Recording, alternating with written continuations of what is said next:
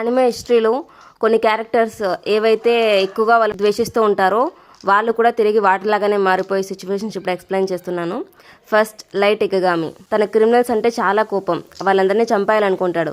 Death note దొరకనే తను different criminals అందరినీ చంపేస్తూ ఉంటాడు. కానీ అలా వాళ్ళని చంపుతూ తను కూడా తను ఎంతో ద్వేషించే క్రిమినల్స్ లాగానే మారిపోతాడు. చివరికి తను క్రిమినల్స్ని ఎలాగైతే చంపుతూ ఉంటాడో తను కూడా అలాగే చనిపోవడం తన ఫేట్గా మారిందని చెప్పొచ్చు. పాములు పట్టేవాడు పాము కాటికే పోయినట్టు కళావైద్యుడు కళావైద్యం వికటించి కాళ్ళు చేతులు పోగొట్టుకున్నాడు. సెకండ్ ఎరెనెగర్. అటాక్ ఆన్ టైటాన్ చూసిన వాళ్ళందరికీ ఎరెనెగర్ అనేది ఒక ఫేవరెట్ క్యారెక్టర్, ఈవెన్ నాకు కూడా. నిజానికి ఇందులో తన చిన్నప్పుడు చాలా భయంకరమైన విషయాన్ని తన కళతో విట్నెస్ చేస్తుంటాడు. తన కళ్ళ ముందే తన తల్లిని ఒక టైటన్ రెండుగా చీల్చి చంపేస్తుంది.